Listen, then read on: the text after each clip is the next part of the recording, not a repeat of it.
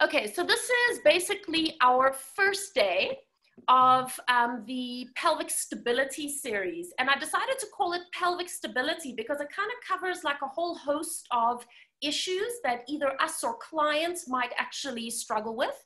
So one of them, obviously, Jen was just saying right now, tightness across the lower back. And that could actually just be from an anterior pelvic tilt. It could also come from a posterior tilt, but oftentimes it's maybe tight iliopsoas, because remember that connects into the lumbar spine. It could also be that some people have sacroiliac joint issues as well. So a couple of you have said that maybe you've experienced that before, either with compensations. And I think some of you may know this, not everyone. I'm actually deaf in my left ear. Oh, sorry, my right ear, I hear in my left. And that's been since birth. So it's I think, just a constant compensation that I have. So it's very interesting for me because I've kind of got this constant rotation of my cervical spine to listen to people and kind of lean forward.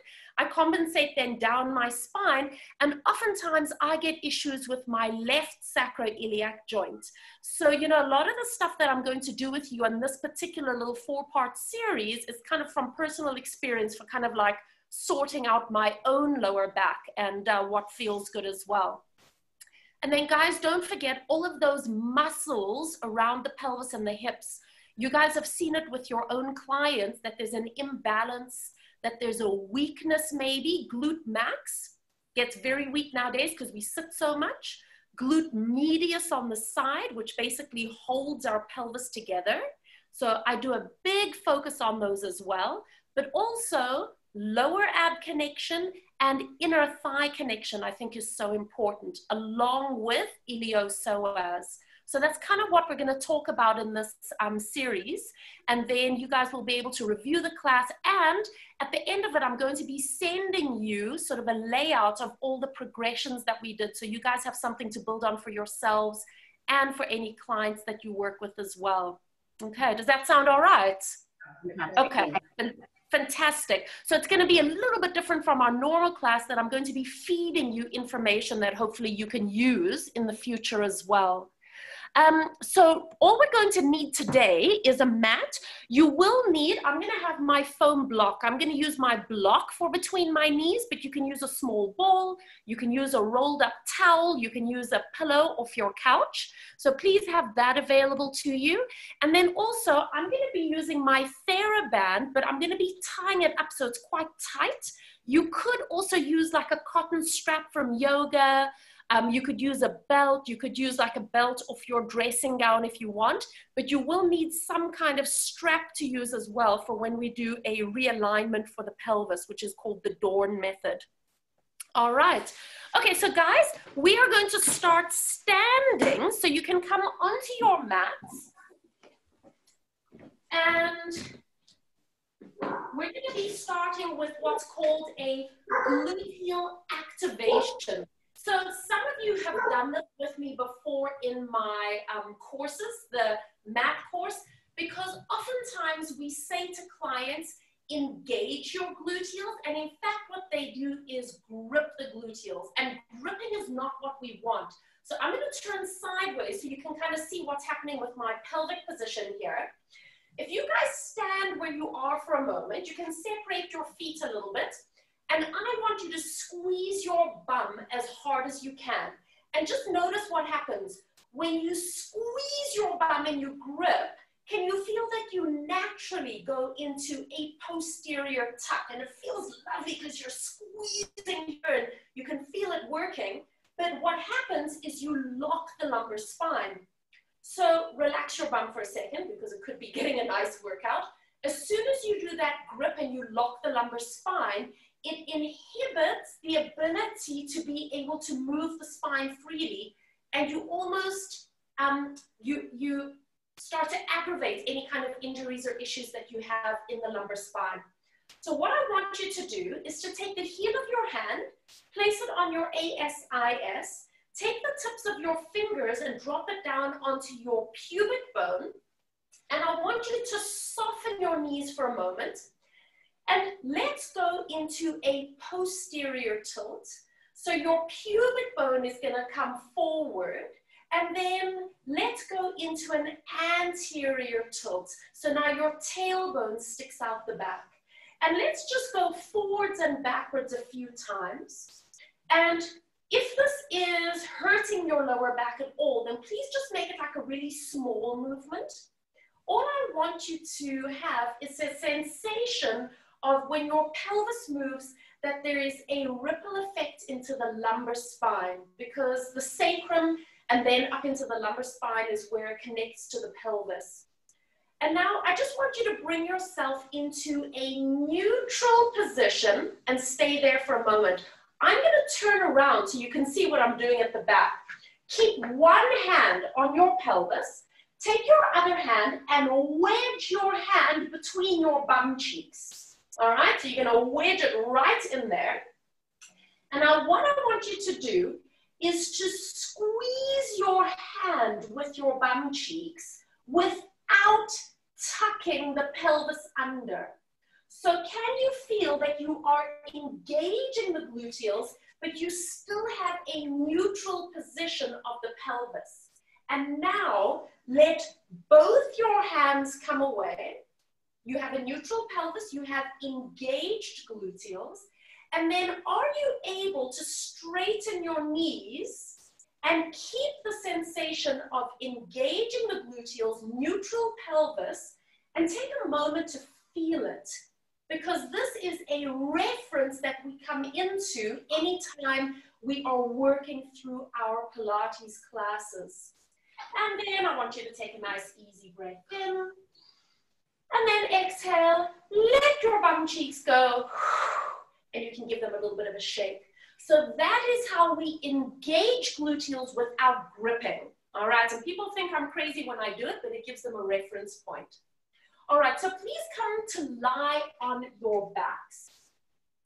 So we're going to lie supine. If you would like any kind of support underneath your head, then please feel free to put one underneath your head. I'm quite happy with my head flat down. And just have your knees bent a little bit, feet on the ground. And I want you to take your hands and just place one hand on either side of the ribs, and then let the elbows, the neck, the shoulders settle into a place that feels good for you. And then take a moment to either soften your gaze, or you can close your eyes completely. And just take a moment to let your pelvis and your lumbar spine settle where it feels good for you. Feel free to use any props that you need. And we're just going to be gently breathing in through the nose and out through the mouth.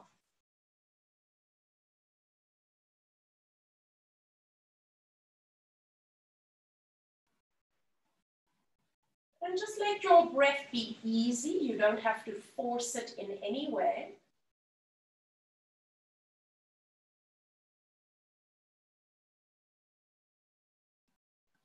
And with your hands at the front of your ribs, you can start to feel that expansion and widening of your ribs as you inhale. And you can feel the softening and the closing of your ribs as you exhale.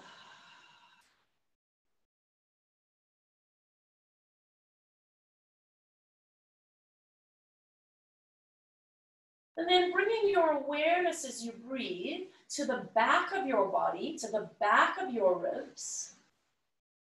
And start to feel that same expansion and widening at the back body. And feel the softening and release on the exhale. And if you can continue breathing and bring your focus, your awareness internally, so you can visualize your lungs inflating and deflating, but you can also visualize the gentle rhythm and movement of your diaphragm.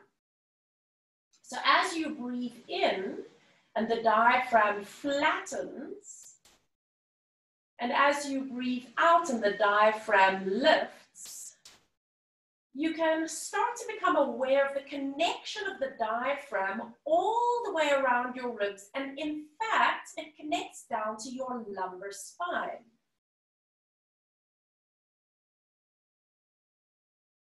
Start to notice the wave down your spine towards your sacrum and your pelvis as you breathe.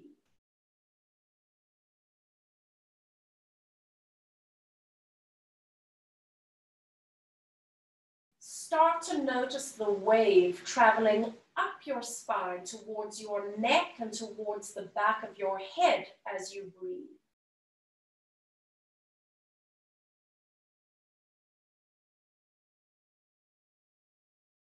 And this very simple exercise of breathing is an amazing way to start to release into the lower back and into the pelvis for a lot of our clients. 5 minutes every day.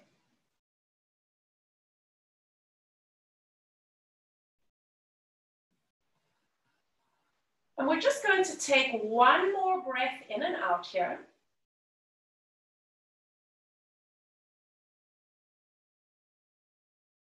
And then start to blink your eyes open and slide your hands down onto your pelvis. So again, you're feeling the landmarks of your pelvis with your hands, and start to go into a gentle tilting action of the hips and releasing it back. So start small and then explore the range of the movement. Notice what is easy for you. So I actually naturally like to stand in a little bit of a posterior tilt. So for me, going into an imprint feels very easy. But when I come back to neutral, I almost feel like I've got to work a little bit to draw myself back to neutral. And it doesn't hurt. It feels good, as a matter of fact. But I'm just having an awareness that I've got to almost pull with my feet a little bit in order to draw myself back to neutral. So just take a moment to observe on your own body where the ease is and where the resistance or the work is. And it might seem a little bit contradictory, but I want you to turn off your bum cheeks and I want you to turn off your abdominals and see if you can let this pelvic rocking action come from your feet. So can you get the sensation of pushing with your feet and then pulling with your feet to create this movement? So there's complete relaxation of the gluteals and the abdominals. Let's just take a few more.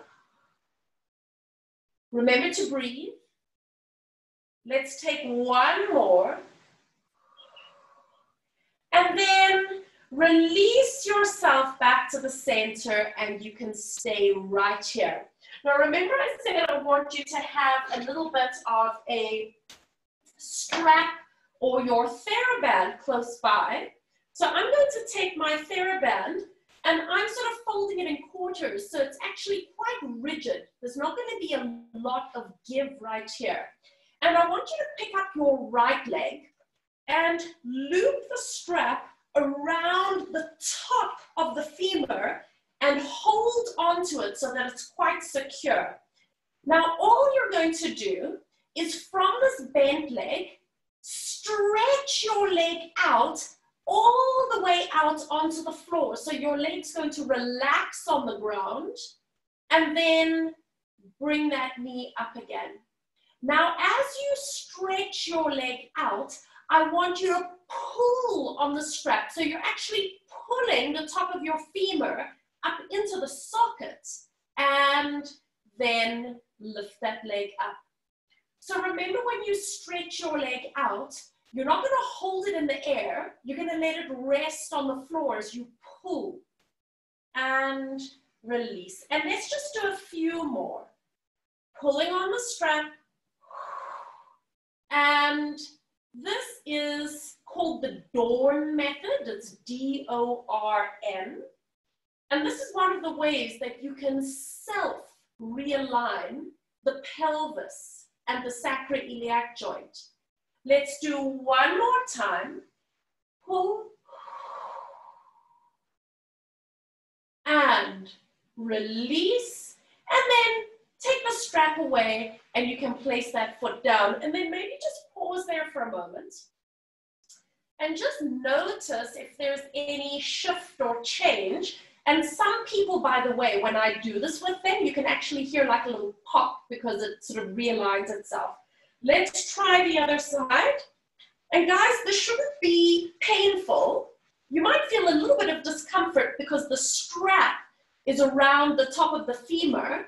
But if you need to move the strap or pull slightly on a different diagonal, then please do that for yourself.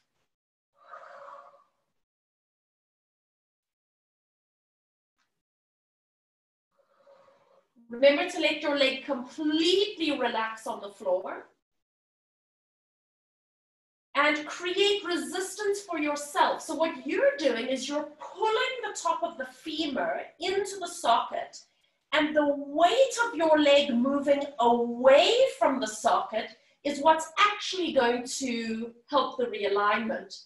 So it's a non-violent adjustment for yourself.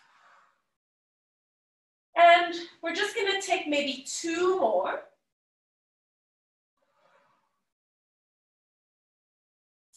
And we're going to take 1 more.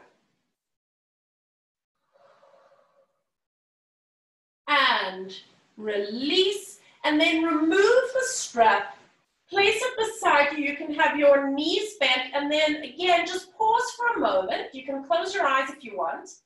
And just notice how the 2 sides feel, if there was a realignment for you. And now what we're going to do is activate our inner thighs, our adductors. So I'm going to use my block. You can take whatever prop you have to put between your knees. And I like to put my hands on my pelvis. Guys, you don't want your pelvis to start moving around. I want you to stabilize your pelvis and start squeezing your prop. Now, you're going to keep the squeeze. You want to squeeze maybe about 50% effort. Don't go crazy. And for a lot of people, there's a realignment around the pubis here. Because guys, don't forget that you've got that thick cartilage between the pubic bone, which can slip.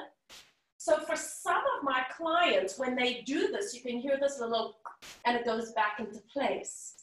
Keep the stability. I sincerely hope that you're breathing. And then release, taking the prop out. You can place it beside you. And then let your arms come down. If you have a pillow under your head, please take it out. And all we're going to do is lift the hips up. It does not have to be a big lift. If you can go up into a full bridge, then go for it. But if it's just a small hover, that's fine. And release down.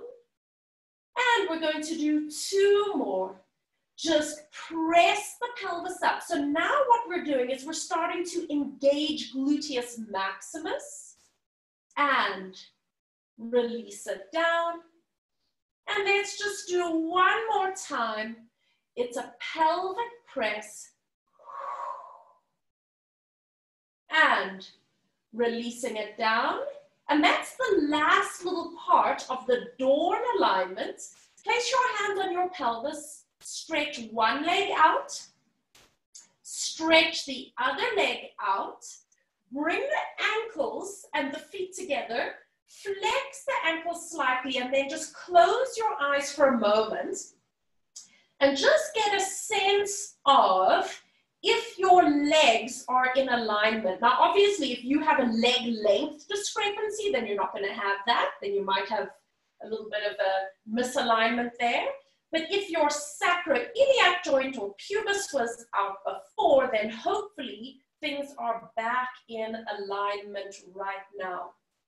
And then you can bend your knees and you're going to turn to lie on your one side.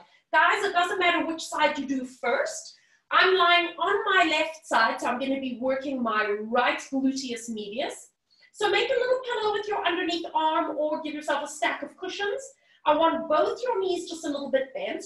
Put your hand onto the shelf of your hip. Chin up, shoulders down. And we're just going to do a little bit of salsa hips here. So by salsa hips, I mean we are laterally flexing the lumbar spine and then lengthening it away. So we're just getting a little bit of a shift of the pelvis, and you should feel your hand on your pelvis is moving. And then we're going to find a place where your pelvis is stacked and you have equal length on the top and the bottom oblique. Take your top leg, extend it long, flex your foot and push out through the heel of your foot. Now, if you need to physically look, then physically look.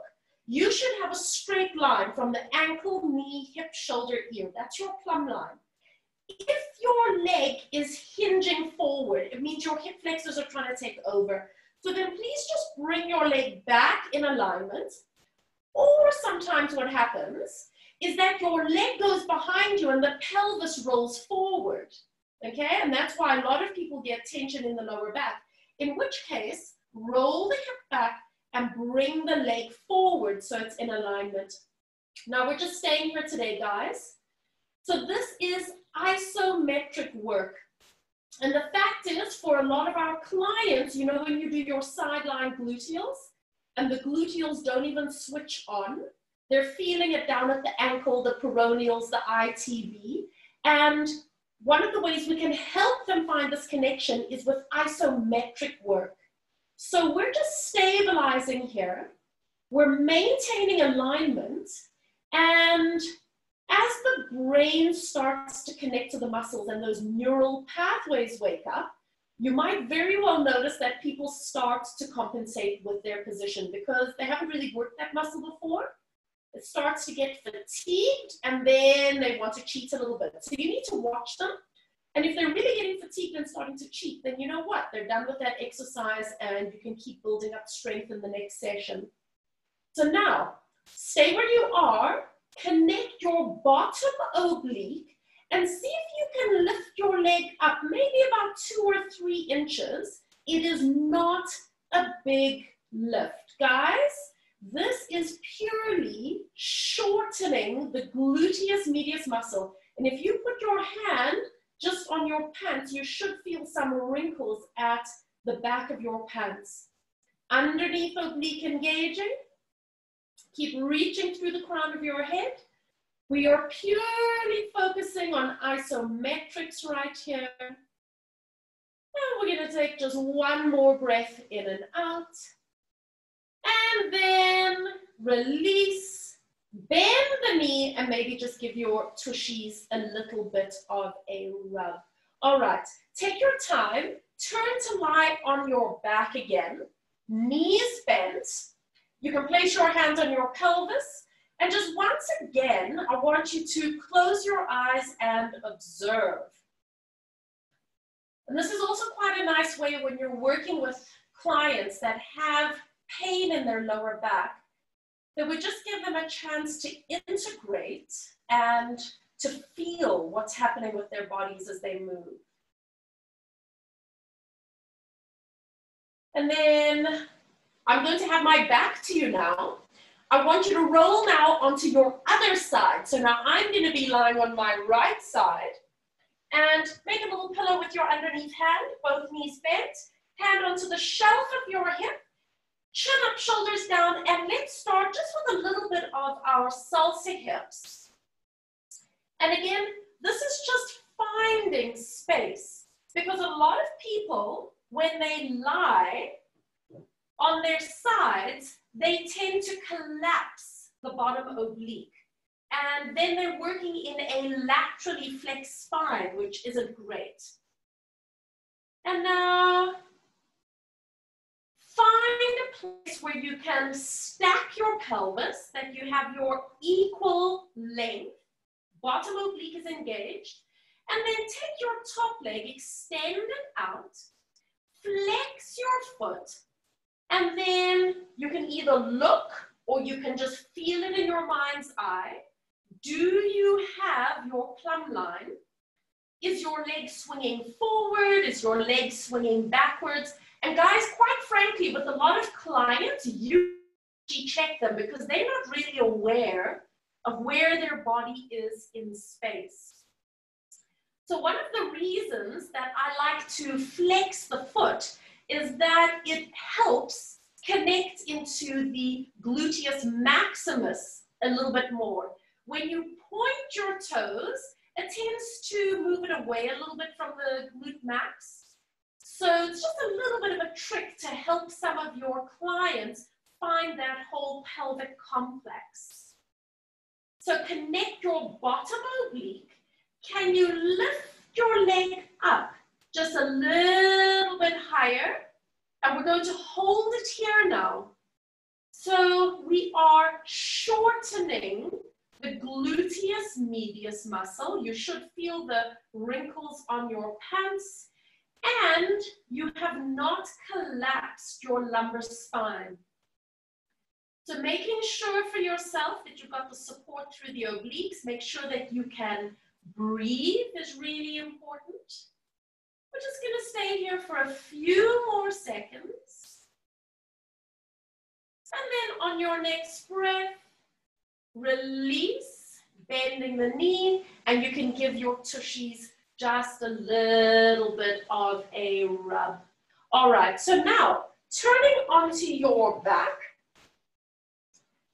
taking a moment once again, just to observe how it feels. Noticing the left side body, the right side body, feeling that activation and connection around the pelvis. And now I want you to bring your hands just onto the ASIS. So you're just cupping those pelvic bones at the front. And once again, just tilt the hips a little bit forwards and backwards. And I want you to find a position where your lower back feels good. So if it means you're in a slight posterior tilt, then go into a posterior tilt. If it means you can go more neutral, then let's go more neutral. Wherever you settle, I need you to stabilize. Now imagine that you have glue underneath your feet. Your feet are stuck to the ground, but you are going to try and pick up your right foot. So take a breath in. As you breathe out, try to pick up your right leg, but your foot is stuck to the floor. Keep breathing. Are you able to stabilize through the pelvis and the lumbar spine? Can you feel how you are switching on the right hip flexor?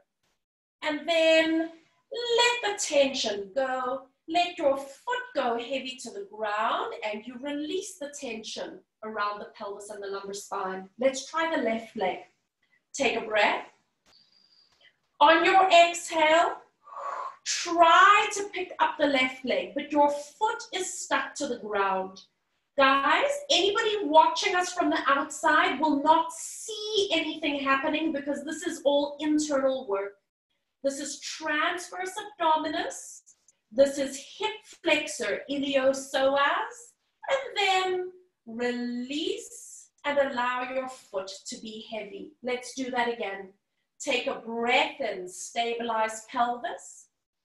Exhale, try to pick up the right leg, connecting to transverse abdominis to support the lumbar spine. Now stay here and take another breath. Release your foot and allow your right knee to float up to a tabletop position. And guys, that should feel like a piece of cake because you did 90% of the workload already. Stay here for a moment and then take your foot back down. No crash landings. You are stabilizing the pelvis and the lumbar spine, and then let your foot relax to the ground. Let's do the left leg. Take a breath in. Exhale, switch on the hip flexors, but your foot is stuck to the floor.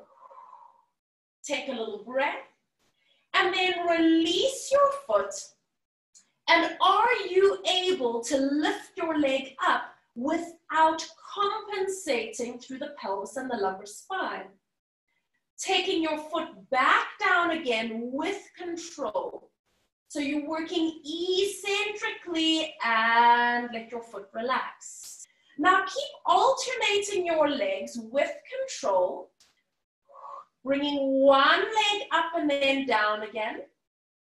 You can move at your own pace, but guys, this seems like such a simple exercise. It is hip disassociation.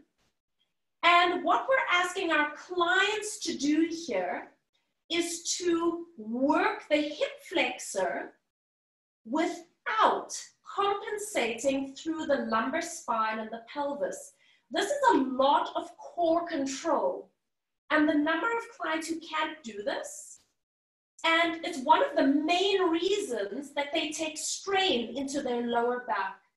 So don't rush through this particular exercise. Make sure that people really find this connection, because every time they sit down and stand up in daily life, anytime they walk up and down stairs, anytime they sit down on a toilet and get back up again, this is required.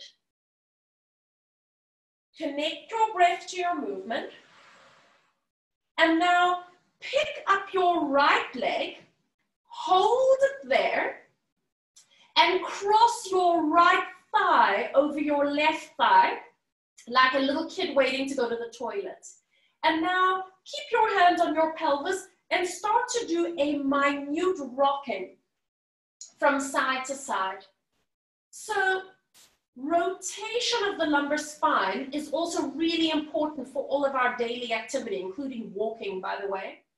And it's one of the areas that a lot of people end up taking strain in their backs.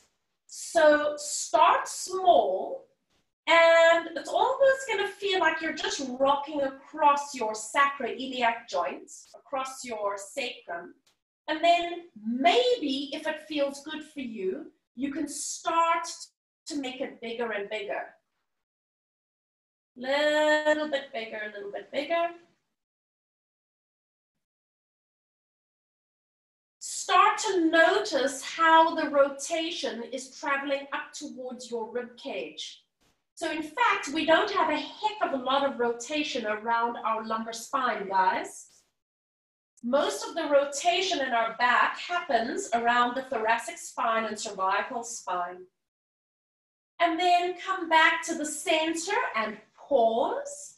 And now bring both knees up towards you and put your hands just on your knees, and you can either stay here, this might be your stretch, or you can slide your hands down towards your ankles so that you get a stretch around your right piriformis. So this is another one of the tight areas that so many people struggle with because we sit so much. And this piriformis stretch, especially for your clients that maybe struggle with sciatica, also really important to find this deep release.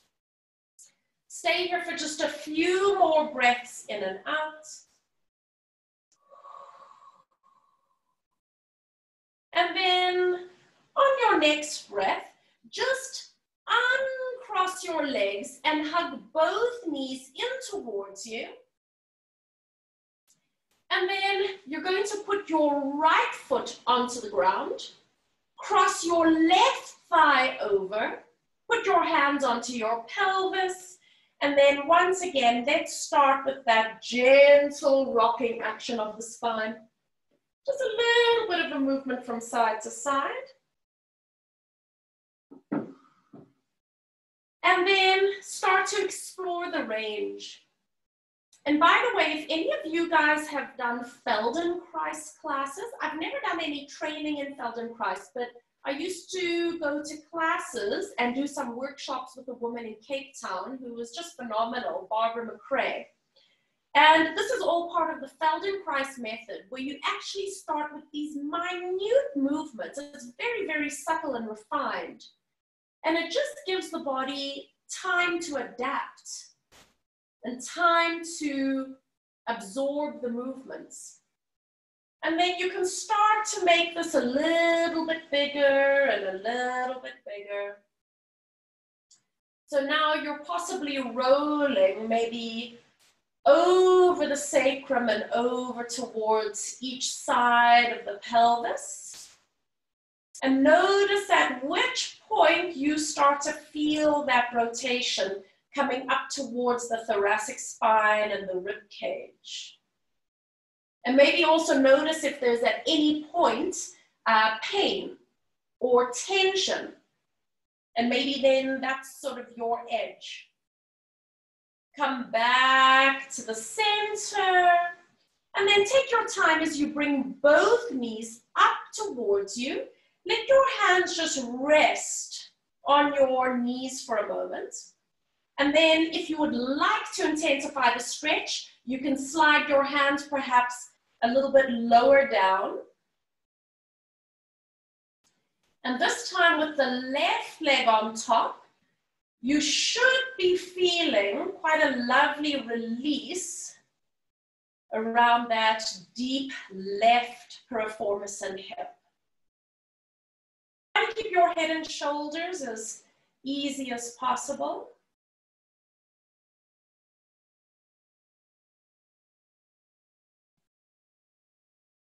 Taking just a few more seconds here.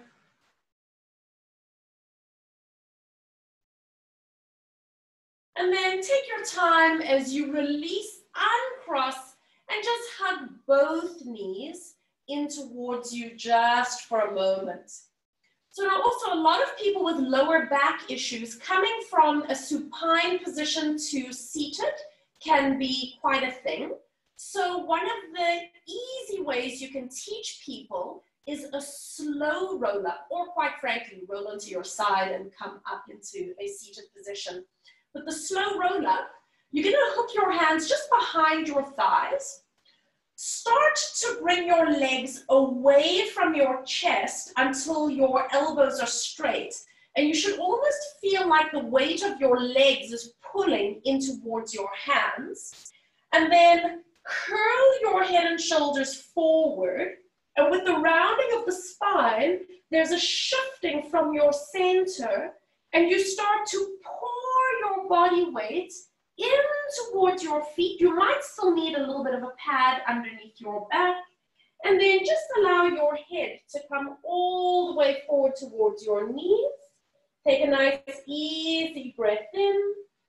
And then exhale, roll up into a seated position. And now it's the same thing going in reverse. Start rolling backwards and just feel your body weight pulling hands against thighs.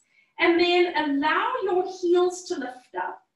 And as your feet come up off the ground, there's a very slow and controlled and gentle transition to lying on your back. So it's just one of the ways you can introduce this transition to your clients with lower back tenderness. And let's do that again. Move your thighs away from your chest, elbows straight, curl your head and shoulders forward, and now breathe out and just allow your body weight to pour into your feet, and your head comes towards your knees. And one more time, roll yourself onto your backs. And it's that slow, controlled transition. So by the way, rolling like a ball for people with unstable sacroiliac joints, I wouldn't do it. It can jar the sacroiliac joints out of alignment. This is a fabulous alternative. One more time. Letting your legs come away, rounding your spine. Breathing. Placing your feet to the ground, forehead to knee. Take a breath in. And then exhale. And simply roll all the way up into sitting. Fabulous, guys. All right. Can you believe that was a 45-minute pelvic stability class? So let me just come and sit with you for a second. So what you might have noticed, so you guys, you can unmute yourself if you wish, if you've got any questions.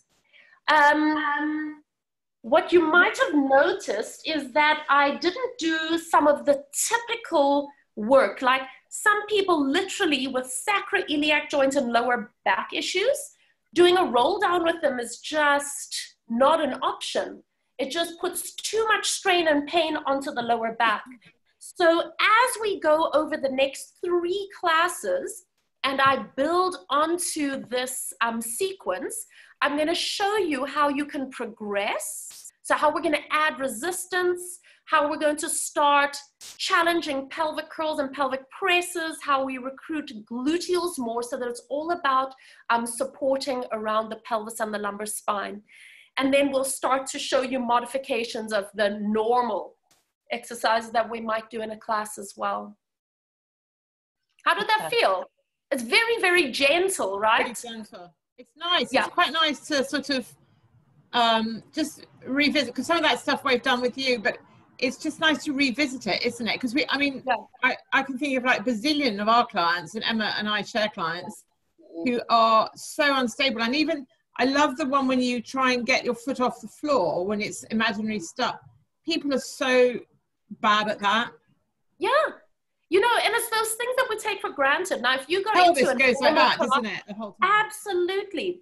And the number of times we say to people, okay, just pick up one leg, okay, bring both knees up into the air, and we take it for granted that we can do it. You've got all of those people that they can't even stabilize, just like slowly lifting one leg up and down. So it's just like a very gentle way to build people up with stability, and it's great for the older clients and also great for pregnant clients, eh?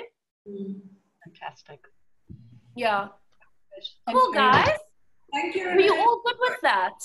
Thank you. Thank you. Did you say we get a recording of that? Yes. So after this, I'll be sending a recording to everybody who signed up for this series, because a lot of people can't make it. So then they do the recording later at their own time. And then what we do as well is that the next class for this is going to be on Thursday at 10 o'clock. So in the next couple of days, hopefully you've got a chance to just kind of review it. And if any questions come up, please let me know. Because on Thursday, we're going to take the same sequence and take it up a notch. We're going to add in a few other things as well so that you can see how to progress it with your clients. Fantastic. Thanks very much, Renee. Pleasure. Lovely, guys. Thank you so much. Thank you. Let me just pause the recording.